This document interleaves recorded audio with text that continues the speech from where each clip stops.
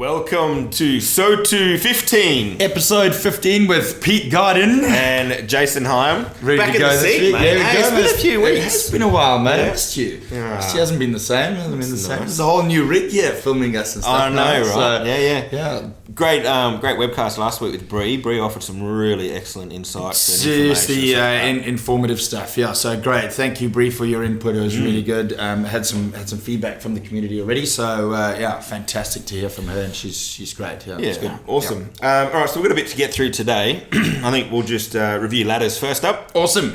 So let's step through it nice and quick. Let's go on to the Bring those in. under 12s first up. So Old Collegians sitting on top in the under 12s with Brighton, only 1 point behind just now.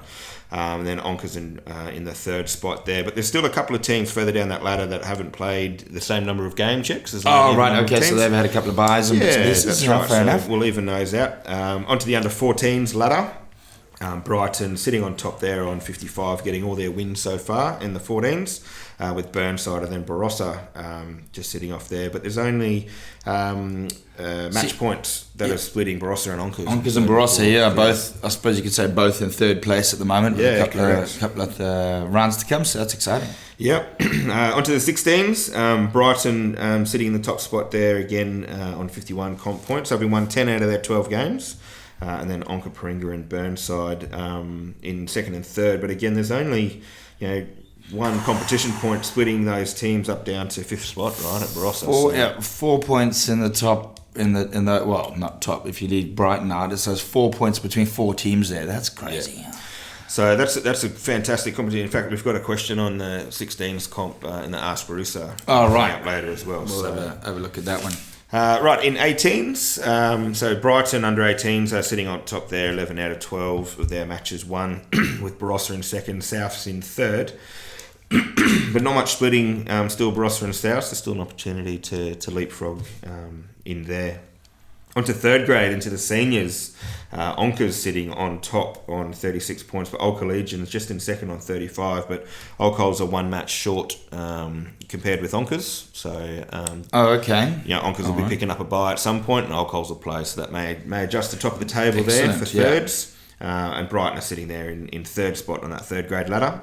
For the women, Adelaide University continuing their dominance there in the women's grade on 59, but Southern Suburbs only 3 points behind, having only lost a game to Adelaide University earlier in the year. And that was a fairly close game too, so they're playing each other again in the next couple of weeks, so it'll be interesting to see how that one pans out too. Yeah, that's right. And then Burnside in third spot. Onka Paringa women coming home pretty strong, but they're equal fourth with Woodville women, so still some competition up for grabs there in the women's. As we move on to reserve grade here, Old Collegians sitting on top in the reserve grade, pretty comfortable. Got the 12 wins so far out of 12 rounds. Oh, right, they're having a great season. But then Brighton and Onka Paringa in second and third spot with 4 competition points separating them. And then onto the Premier grade ladder. So this is pretty close, probably the next closest ladder apart from the under 16s.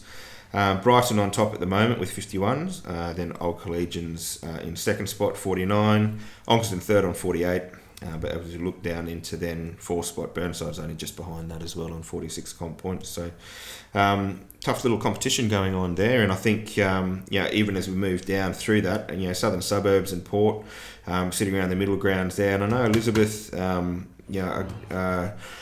on the bottom at the moment, but they'll have some influx of a few of their guys coming back. Is that right? Yeah, some of the boys come back this week, so really exciting that we'll be able to, put out 2 teams again and not just one team and be competitive. That's it. Yeah. So that's really exciting. What's really really interesting here is, and you'll talk about it as we talk about the final structure soon. But if you have a look, there is how tight that 5th, 6th spot is around there as to who's going to go through to Premier for those grand finals. So that's really exciting. Yeah, that's it.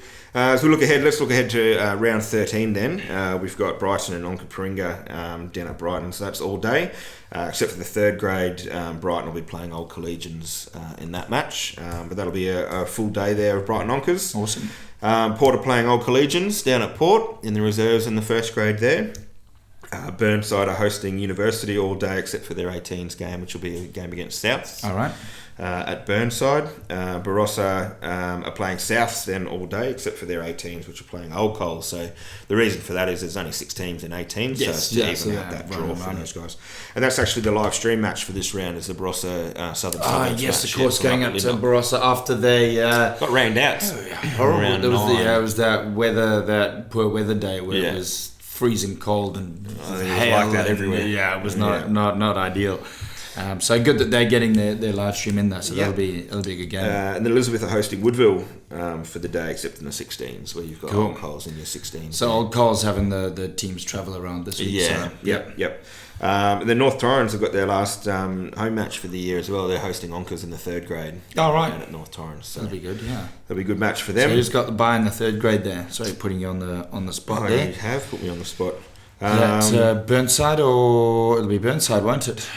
Yeah, maybe. Yeah, looks like it. Yeah, it'll be Burnside because Brighton Onkers because Old Coals are picking up the 3rd grade there. Onkers. Yeah. Yep. Cool. So there we go. That's our matches. Just looking into round 13. There's only 3 games or 3 rounds left to go before we're hitting finals, right? Straight in, it's starting to get really tight, particularly in those last few competitive spots to be able to make which finals you're going to go into. Yep. Really starting to get exciting there for the teams that are involved. Yeah, exactly. Look, I thought we might step right into the old Ask Rooster, the hashtag. Yeah. Ask Rooster. Before we step into some finals information and things like that as well. So, cool. Probably 10 or 12 questions came through this week. Oh, busy one. So that's good. Thanks for everybody sending those through. Yeah, unreal. Cool. Yeah. So the first one we had was, are you on the same? Yeah, Pilco Jr. Asking you if Jason have a pet giraffe. No. No? No pet giraffes. No. Okay. All right. Caitlin Christy Watts, how is the under 14s draw organised? How are the junior finals going to be run? So 2 questions in that one. I'll talk about the 14s draw. Cool. I'll leave the finals bit till later on when we go through the final stuff. Cool. Right. So for the 14s, or overall for the draw, there's a number of principles that get decided by a competitions advisory group. We've talked about the CAG before. Those principles, there's about 6 of them in priority order, but the first priorities are to try and have the club at home on home days, to have the club all together on home days. Everybody together when they're at home. As much as possible, as best as possible we can. So that's the highest priority. Then the second priority is to try and have everyone play each other at least once, and then try and even it out where we can without disrupting the other priorities that we've got. And then the third one is to try and have, when clubs are travelling, to try and have them together. But given we're trying to prioritise those first couple of priorities, that's not always the case when you're away. Also important, everybody understands that not all the clubs have all the teams, which complicates that draw a little bit as well. Correct. Maybe in a few years' time when everybody has all the teams, the draw could be done in 20 minutes. Yeah. But doubt it. No, doubtful. But when everybody doesn't have women's or 16s or 18s, then it makes life a lot more complicated, and it takes a couple of months to sort that stuff out. And then beyond that, so that's the sort of principles there. And so looking just at the under 14s draw, what we see in there is that everyone in under 14s plays each other at least once, and at most 3 times. So they're not all playing each other twice. We tried to get as many as we could playing each other twice, but at most 3 times and at least once. And part of the reason for that, we wanted to try and flatten out the buys, because under 14s is one of those competitions where there's 9 teams competing. Right. So come the end of 15 rounds, some teams will have 2 buys that they've had, and other teams will only have had 1 buy through the year. So there's a calculator that we use based on, and I might throw a graphic up on that for the calculator too. I'll send that to you guys. There's a calculator on for and against points. We take the average of those through all their games. We apply it to one of the buys, and then whatever the result is, that we apply the competition points for that. All right. To try and bring that into parity. So that's how the 14s draw is organised. But that's then taking into consideration everyone from under 7s right the way through to your senior men's and women's, and massaging all of that and trying to have that.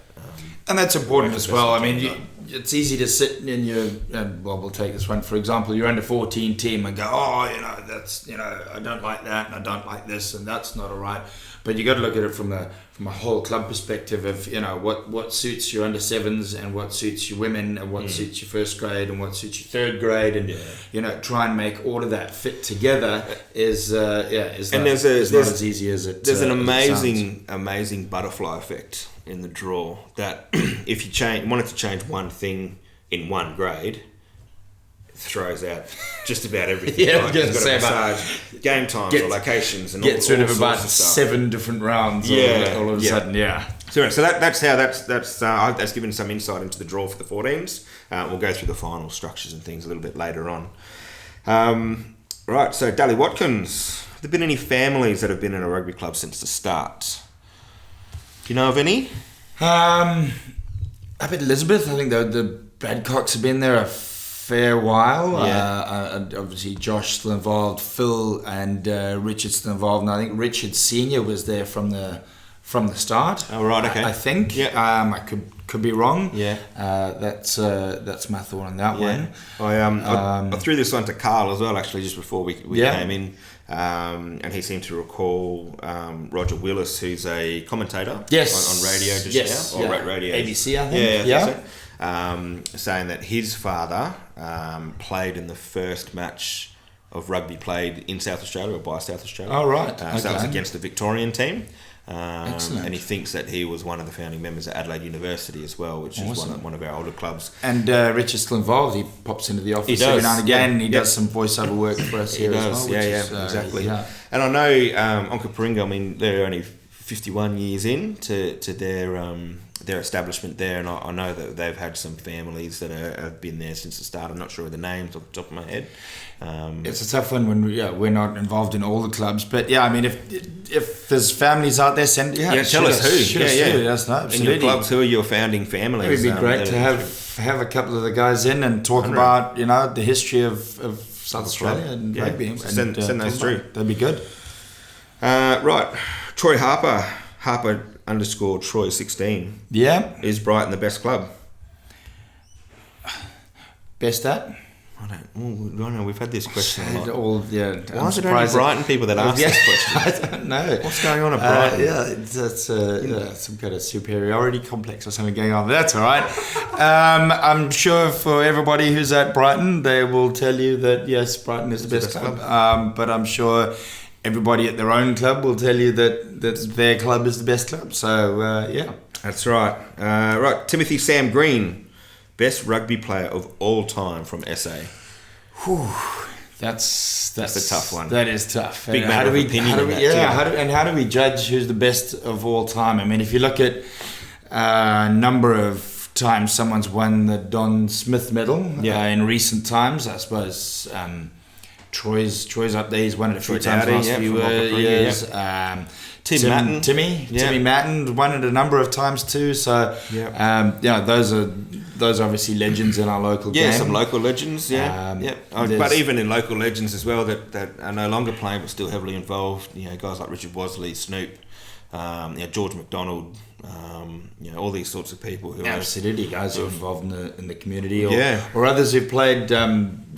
Piet Arnold, who's played at an international level, involved at the moment with old collegians from a coaching perspective, still playing Crippled Crows. So I suppose we could claim him as a local too. And then we've got if you're looking at national representations and things like that.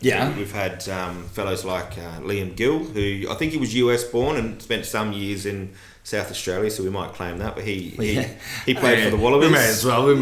Wallaby player, absolutely. Alex Rockabaro played a bit of Super Rugby. Correct. Eva Karpani, who is a genuine South Australia, played for the Wallaroos. And playing for Australia at the moment, actually. So that she's playing. She'd be a big one. Playing for Australia not only in the 15s, but also as in the development squad for the 7s as well. Correct. So she's a big name. Yeah. She's a big name. Yeah. Unreal, And then we've had women as well, though, playing in the Super Rugby. Correct. Taj, Sophie, Phoebe as well. Yeah. So they've done some really good work there. We've got guys who are playing international stuff but out of South Australia. So UJ Satini, Yes, who UJ played for Samoa. Yeah, so he'd on been the playing weekend. in Europe, I think in France for a while. He's been playing in France for a bit. Yeah, so back to he's Samoa been doing well and got called up for a national spot. So he's in the World Cup, in the pre-World Cup squad at the moment. Yep. And had a pretty good game the weekend actually. Yeah. Kicked a few points and whatnot. So so UJ doing well at the moment, playing international rugby now. So and we've got James Hilterbrand as well, who's I think his father was a US citizen, so he's actually playing for the Eagles. Correct. Over there, so he's in their World Cup training. He's got an opportunity to make that squad as well, and he visits down here quite often. He does too as well. Anyway, so he's always around. So and then there's guys like Brock James, who've been huge international names and stuff as well. Correct, played Super Rugby overseas. Absolutely. Barry Cooper, legend in the local community. Very much so. So the best rugby player of all time. That's a difficult one just to pin it on one person, but there's a few names we've thrown out there. But again, tell us your opinion on the best rugby union player of all time. Yeah, let us know what you think. Throw it under the hashtag Rooster community. Throw up a picture of them and hashtag Rooster community best player in SA. How's that? And we'll see what everybody thinks. Unreal. All right, Craig English had a question. I think for you. If you are the music man, what can you play? So I am the music man. Right. I come from down the way. Right. And I can play. Well, what is it that you can play? I play the Superman. Super Superman, Superman. All right, awesome. So Rugby Union AU is looking at the under 16 comp. Is that Rugby Australia? No, it's not. I went and had a look for them. They post a lot of Rugby Australia content. All right, but it's their own. I think own page. Oh, okay. Yeah. Right, so the under 16 comp is looking great, which we looked at before in terms of the ladders and where everyone's at on the ladders. Yeah. But wanted to know who are the Swarm and are they a team to watch? So the Swarm, you can feel this one because it's partly a Lizzie. Elizabeth and Woodville didn't.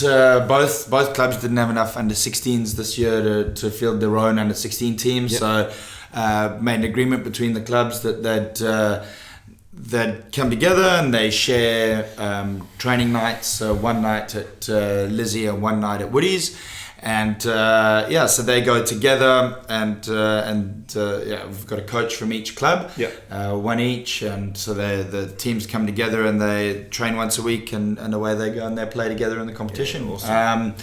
Great to see that they started off the year really, really well. Really strong. Bit of a dip through the middle, but looks like they're coming right for finals again. They had a big win this weekend. Yeah, good. It should be a good side to watch. I think as we've said before, that under 16 group, really on any given day, anything's possible. Yeah. So Swarm are sitting in 6th spot at the moment, but they've got a couple of spots to climb in the last 3 rounds to make it through to the finals. But I think they're a squad to watch, and particularly those players there. The intention is for as players come up from under 14s from those respective clubs, that they'll field their own under 16s. Correct. In 2020. Year, right? Yes. Yeah. So in 2020 they won't be together, hopefully. Not that there's been a problem with them being together. Just we'd prefer to have 2 separate teams rather than one for the growth team, team, for the growth of the obviously. game. Yeah. Prediction for the Rugby World Cup. Tough to go for a team that travelled all the way to New Zealand, held out for a draw in the dying seconds of the game. We didn't win though. Come on, mate! A draw in New Zealand in the Cake Tin is as good as a win anywhere else in the world. Like there was a couple of stats and even funny clips from that. In fact, we'll see if we can find these funny clips. Did you see the penalty kick that Bowden made from, where was he? Was there about 40 out, was it, or something? Oh, I think it was about 32 in the end after he managed to sort of a little roll. Just take it from down there. That was classic. And then your mate with the try at the end there off his head. Oh, the old head forward. Not a knock on. I knocked it back into my face. Soccer is one of the biggest sports in South Africa. So, but I was talking to you about see that he's using all his skills. One of the tackle stats they brought up, towards the end of the game. Yeah, you were saying it was something like, this is off the top of my head. New Zealand had made about 83 tackles through the game. South Africa was in the 160s or something like that. So had tackled twice as much and were holding on and things like that. So I think it's fantastic signs for World Cup contention, you know. I was in Brisbane watching the Wallabies in Argentina. Nice to get a win under the belt. That's great. Yeah, for the guys in the green and gold. So I think they're coming good. I'm really looking forward to that Perth Bledisloe. I think now there's a bit of pressure on the All Blacks. I'd like to say that they're sort of coming off the boil a little bit at the moment. So real opportunity for all the other teams in the world to have a real crack. Yeah. And playing in Perth, which is just a little further away from New Zealand. Yeah. And that extra bit of flight in the legs, hopefully puts a bit of a dampener on the All Blacks, and the Wallabies can get up and over them. So that'd be really good. Let's see how that goes. All right, couple more questions still coming in. Darcy Mulrooney, what's the best game you've watched or reffed this season? I'll throw it to you. You've been reffing some games. Oh, that's a tough one, to be honest. There've been a few. There was a Brighton Onkers under-18 game that I reffed on a Friday night down at Brighton, and that was fairly early season. I think it was round 4 or 5. Yep. That was a cracker. That was end-to-end stuff.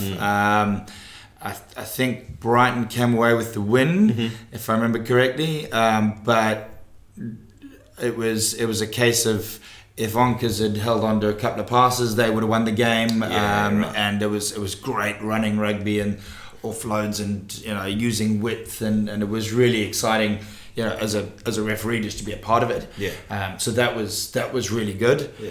And that 18s tournament this year has been pretty strong. Like in past years, with the kind of 6 teams at 18s, that's where some of the guys tend to drop off, either with school commitments or moving into work or whatever it might be. But it was in 2015. We only had 3 under-18 teams. In fact, we had to do the under-18 grand final sort of 5-6 weeks early, because it just got to a point where they weren't going to keep playing each other for all the way through. Okay. So it's good to see, fantastic and that's to see stable there, growing and getting better. Not many. In fact, maybe not even any forfeits that have come out of the 18s and stuff as well. So, it's a good little comp there. Awesome. All right, Buller's got one for us. Rockabaro, Big Easy. Do referees review their games? And what's the process? And also, do they train weekly? So, yes. Answer is yes. So, there's a lot of work going into the referees at the moment from Phil Jones, our referee president. I know that Tristan is doing a hell of a lot of work with the referees every week. They have a training night each week where they work on their individual bits and pieces that each referee is not 100% at. Yep. So whether it's positional play or understanding of certain laws and bits and pieces, they're doing that weekly and working a bit of fitness at the same time. So that's the physical side of things, and then monthly they've also, all the referees come together at least once a month to go through on more theory sides of things. So whether that's been common issues or common feedback that's come from the community. So to deal with trends that are happening in the game, or even if it's top down. So World Rugby, so there was the introduction of the axial loading in scrums, so making sure everyone's really clear on that very quickly and stuff like that as well. So really important, because and even things that come from you as a competition manager, where it goes, things about maybe there's too many cards, or there's issues that are happening around that where referees need to be made aware of certain things that are happening, and really important from that perspective. And much like a player, enjoys watching a game back and can identify, maybe I was in a wrong position there, or whatever it might be. Referees are people too, and they'll often watch these games back and go, right, okay, what are the things that I could be doing to improve that next time? Absolutely, very much so. They're only human, and and they're there to officiate a game so that players can go and enjoy it. Correct. They also have a referee coach. So we have a number of referee coaches in the community, and each of the referees will have a referee coach. A minimum that the referees came out at the beginning of the year and said each referee will have a referee coach a minimum of twice this season. Yep. I referee every weekend, and I've had one probably every second week, I'd say. I think I've had I don't know if that's I don't know if that's I was gonna say, I don't know if that's because I'm maybe that bad at refereeing that I need one every second week.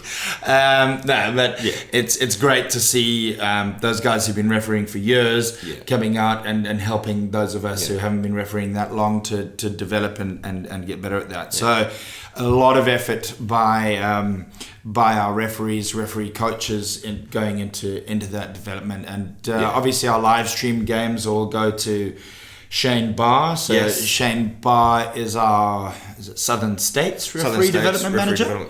Works for Rugby Australia, and so he's Rugby Australia man, and all of our stuff goes to him. So every live stream game goes to him, and if there's any development stuff, any videos that we do have of referees that are going wrong, we send those to him for review and development and whatever have you. And so far everything that's coming back is really positive from him, so that's really exciting to see.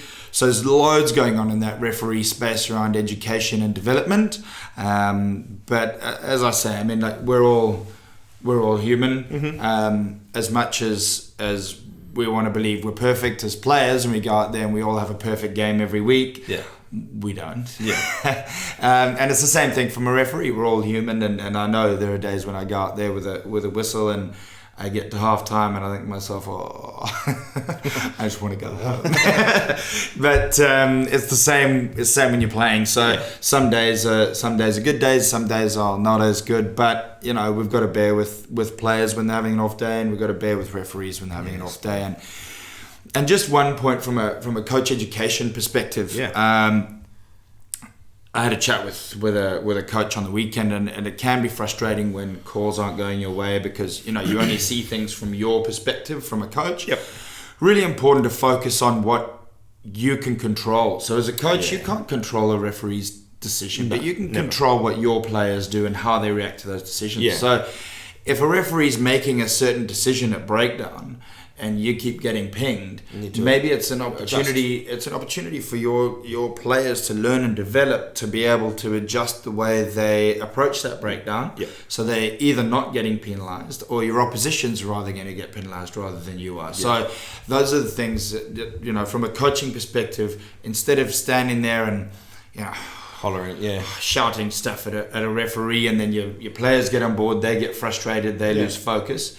Focus on what you can control. You can control your movements and your players. So talk to your players around what they can control and what they can change. So spot on. Really important. All right, Jack Spooky wants to know who the best team is. South Africa. Springboks. Wallabies, come on.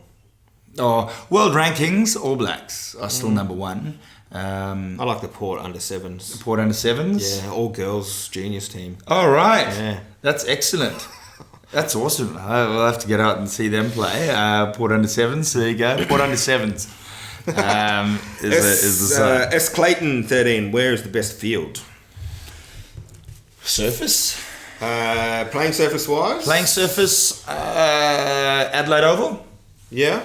I don't know, from a rugby perspective, maybe it's a little short. Ballymall's nice. Maybe a little bit short. Ballymall would be good. Ballymall would be good. That'd be a good one. Ellis Park. Yeah. Murrayfield. Ellis Park, if you're the home side, because it's at 2,000 metres above sea level, so you got the altitude. Yeah. So maybe not for visitors. So I struggle at altitude at 2 metres above sea level. Hey, at beach, really, I was struggling with altitude at beach 5. That's fair enough. But we do have some really good surfaces in South Australia too, and excellent facilities and venues and stuff. Very much so. We'll have brand new facilities at Woodville very soon. Brand new facilities at Brighton very soon. Absolutely. Really excited to see those going up actually, and the development that's happening there. So. That's really cool. And at Woodville, we've got the NRC2 coming up in September, so everybody can come out and have a look at their new facility and whatnot there. So it'll be really cool. Yeah, looking forward to that. Awesome. We also had, so off the back of some hashtag ones here, there's our, don't forget the hashtag Rooster community. Rooster community. So we had a number of photos that came through off the weekend, and a few even from a couple of weeks ago, I think, in the mud and the rain and stuff like that as well. Right, yeah, there was there's always some fun stuff there. So we'll flip some of those through, with the magic of post-production. That's it. But keep boys those doing the stuff. Yeah, keep those videos and photos coming through for the hashtag Rooster community. It's great to see some content. Anything interesting that's happening in the community, whether it's on field or off field, we really, we love to see what's happening out there, and we love to put up the stuff that you guys have got out there so that everybody can see what's happening, because we've got some great stuff going on in the community. Let's make sure that everybody can see it and knows what's happening. That's right. All right, so the only other thing I wanted to mention here, we might, I'm just doing production on the fly, we might cut from here and finish our Sotu, and then I'll do a separate webcast on just the final structures and things like that. Oh, right, okay. So everybody's so we're back in a moment. What's happening there. But really quickly, as a key event that's coming up as we go through finals, after week 1 of finals, so before week 2, we'll have Don Smith, which is on the Wednesday evening. Yeah. That's really exciting. Don Smith, isn't that? Don Smith Awards night. Yeah. It's always... I always get excited to get dressed up. So great opportunity to dress up. Better do your hair again and everything. Mate, I might have to get a haircut before that one. Actually. So Don Smith will be coming out. That's an exciting event to come up. Right. And then in the week 3 of finals, which we'll talk about in a minute, which will be Junior Grand Final day. Yeah. We've also got an NRC match. So Melbourne Rising. Fantastic. So Rising are playing against Country. Excellent. That's going to be so make sure you get keen for those couple of events. They'll be. And that's at Souths, is it? Yeah, Southern Suburbs. That's on the 7th of awesome. September is that NRC game. So brilliant. Book that one in. Come and watch some Juniors Grand Finals and watch the NRC as well. That'll be good. But until then, enjoy round 13. 13 it is. It'll be a good one. Look after yourselves and each other. Absolutely. And we'll see you next week. See you then.